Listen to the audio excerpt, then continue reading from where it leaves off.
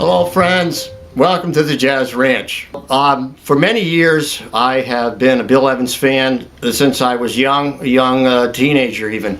And one of the first recordings I had of his was the Portrait in Jazz recording, and one of my favorite cuts from that was his version of Spring is Here. You know, if you check out the lyrics to Spring is Here, Rodgers and Hart, they are kind of depressing lyrics. In other words, unrequited love kind of thing. But I was always amazed by what Bill Evans did with this. And then recently I came across a transcription of it, and I tried to learn it. Well, it was pretty difficult to learn.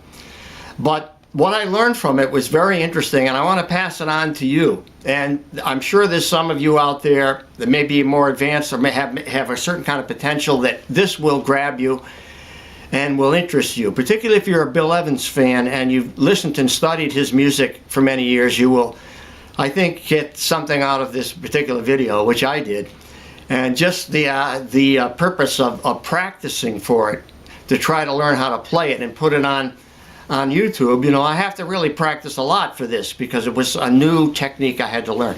So I'm gonna give that to you now. So here we go with a beautiful song called Spring is Here, Rodgers and Hart, and Bill Evans' interpretation of it. I'm not cloning him, I'm just giving you my take on his arrangement. Here we go.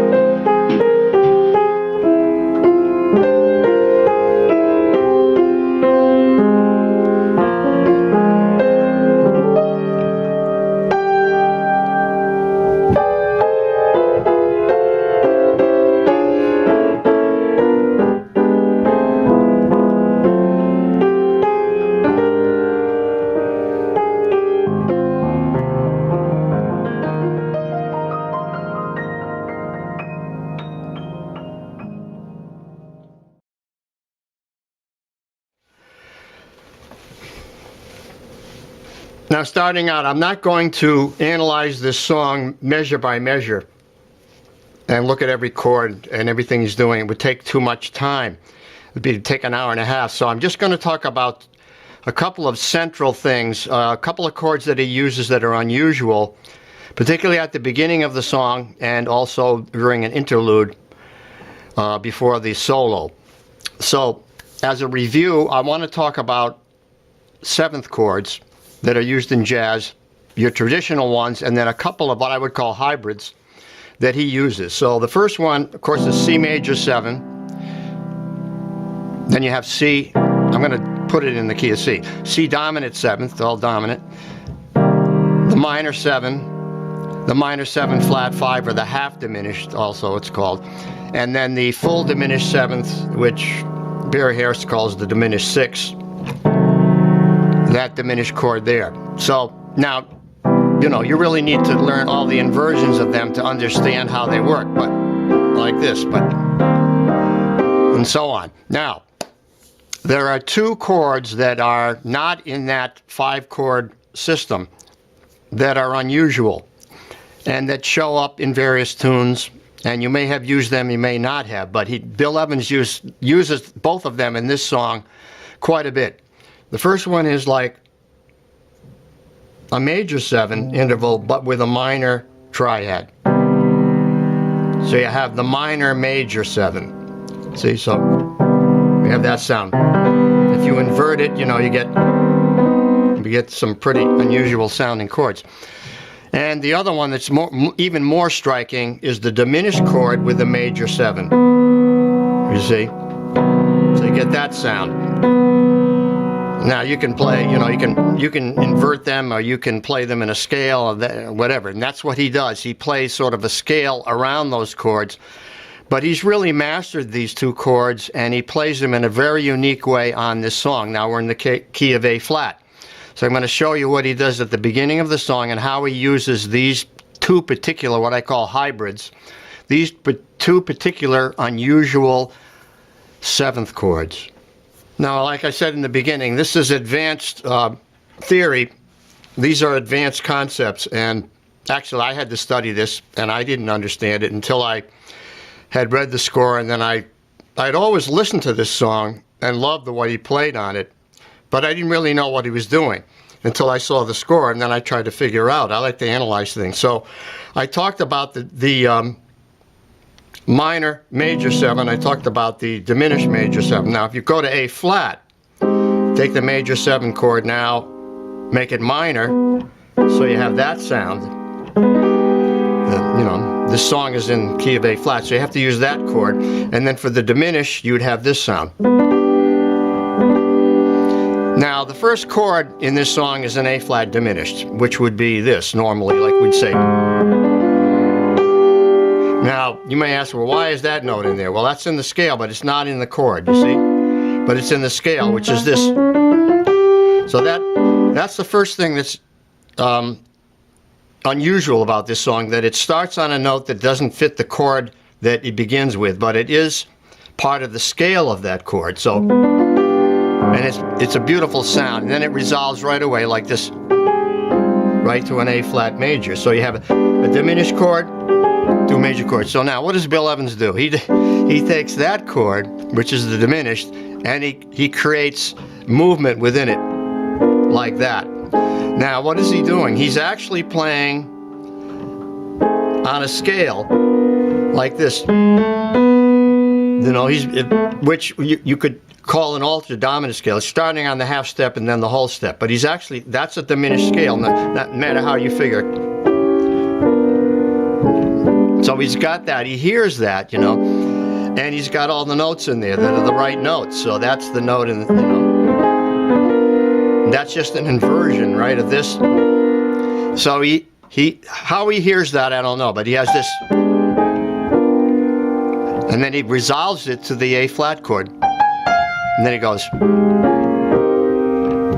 And that's pretty easy to understand, right? It's right in root position, and it goes right up the scale tones.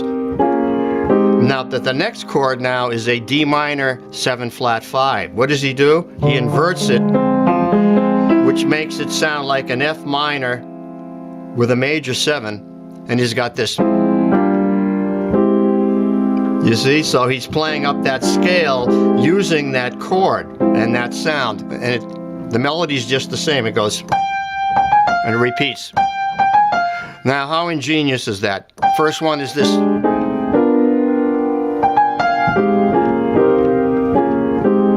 Now we go to the D minor half diminished. Now here it becomes a D flat. So now he's going to invert it and make it a minor triad with a major 7th. So he's using an A flat, you see, which is substituting for the D flat. It's really a form of a D flat. In other words, it's got the 9, it's got a sharp 11 up there. And he goes like this. You see, you have to get that. This is very tricky. You have to get it exactly right or it won't sound right. So he's inverting it perfectly there. And then back to the A flat major, like that.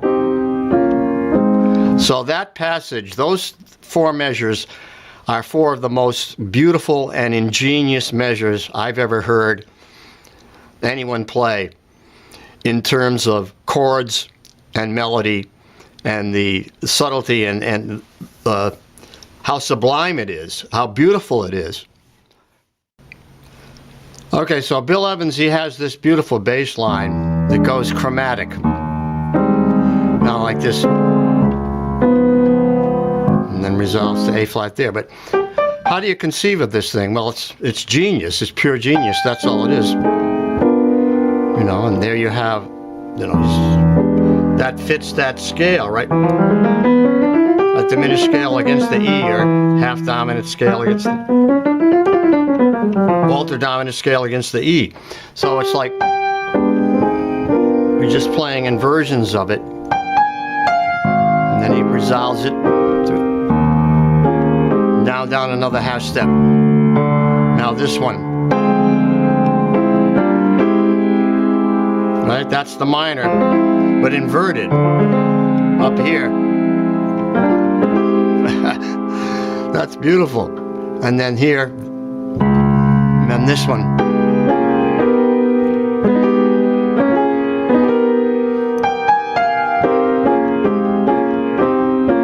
Now that took me a long time to figure out how to play that.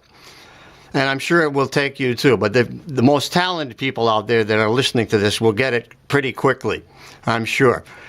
But to have even thought of that or conceived of it, I mean, this is on a level of genius that is equivalent to, you know, Chopin's etudes, Shakespeare's, you know, writings, Emerson. I mean, this is just as great as any of the great artists in the world have given us. That Bill Evans has given us this incredible, beautiful interpretation of a wonderful song. It is. Now, before I get into the part that is the most interesting part of this song, and the most unusual, and the most challenging and inventive part of it, which is the interlude before his solo, I want to talk a little bit, just touch on a couple of points. In other words, he starts out with these, you know, rather complex voicings, but then he goes into something that is so simple. In other words, Bill Evans has mastered not only the complex, but the simple, the sublime, you know, the most sublime things and the most complex things. He has that tremendous scope, not only within his harmonic sense, but within his touch and within his dynamics and his phrasing. I mean, all of that is absolute perfection. So when he gets after that passage at the beginning, first 4 measures, then he goes to this. Then he goes to something that is so simple as this. This is a C minor 7 flat 5. He plays it like that. Just 2 notes. Resolving to an F, and he just goes to the 3rd of the F there. And then to the 7th of the next chord, which is the B flat minor 7. Then he does this beautiful little figure that goes like this. You know, it's absolute perfection. I mean, it's E flat, but it ends up with a flat 5 and a 13 there. and then it becomes more complex with chords and so on. Then he does this thing that's so unusual here on the D flat major. He does this. That's kind of like a Barry Harris thing, right? You know, a diminished sixth scale, and then it repeats it here.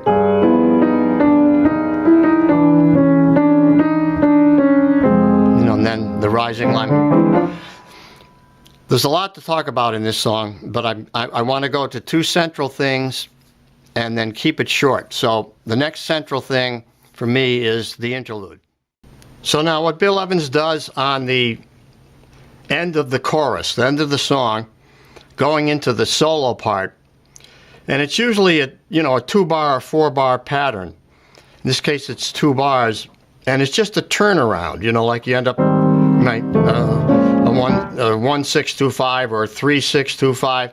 Well, he goes to the 5 chord as a suspension, you know, which he uses this a lot, but then he does this unusual chord progression in which he does these. Now, what he does is he's actually using these major 7th chords that are diminished.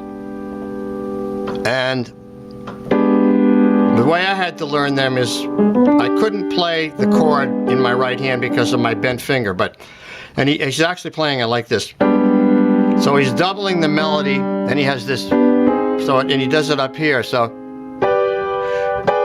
But actually what it is, like, is a diminished chord with a major 7th in it, so you'd have this.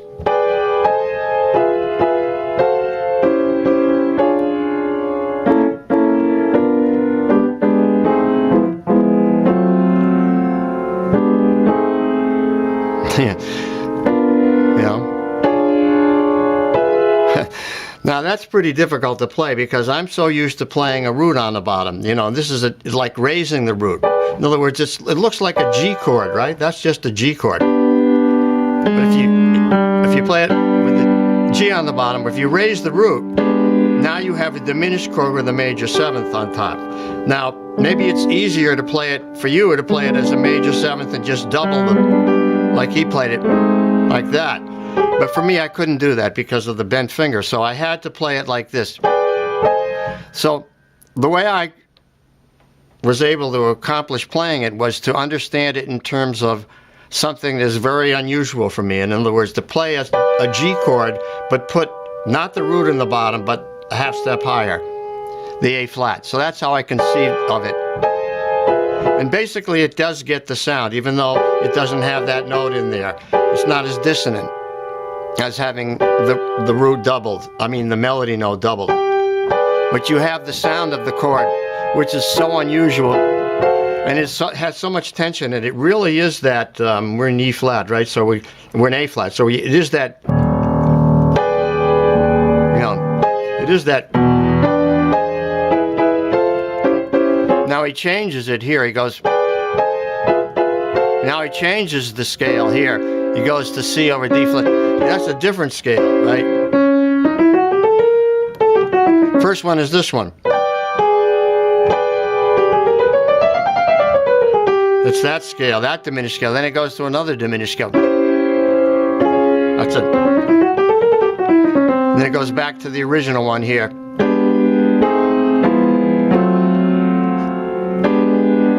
This is like pretty heavy stuff. Yeah, there it is, you see? So this is something that I'm turning you on to, that I learned, and it took me years. I've been listening to this song for 40 years at least, and never had been able to figure this out. Thanks to someone who transcribed it, now I'm laying it on you, I'm giving it to you. Now what you do with it is up to you. But the thing is, the more knowledge you have, the more you understand about music, particularly if you're a Bill Evans fan, this will give you some insight into some of his higher level, what I would say higher level understanding of music. that I never really had been able to figure out before. So that it goes to show you now it doesn't matter how old you are, how young you are, whatever age you are, there are incredible things that you're going to learn if you work at it. If you continue to work and continue to learn and continue to practice, you are going to learn so many things, and you have so much potential as young people to learn so much more than I could. So if you're out there, please write to me. I'm going to continue this lesson. It's not going to be over. I'm going to do another series on it if I get enough response from this. But I'm going to lay this out for you. You're going to understand what he's doing, and you're going to understand something that is incredible in great depth and that only Bill Evans could have figured out. So there you have the master. Signing off from the Jazz Ranch. Thanks so much for joining me this evening. I'd love to hear from you. Please write to me. I always try to respond to all my comments if you give me time. And until next time, I won't say stay safe, be well. I'm going to say swing loose, be cool. And we'll see you next time. Bye-bye.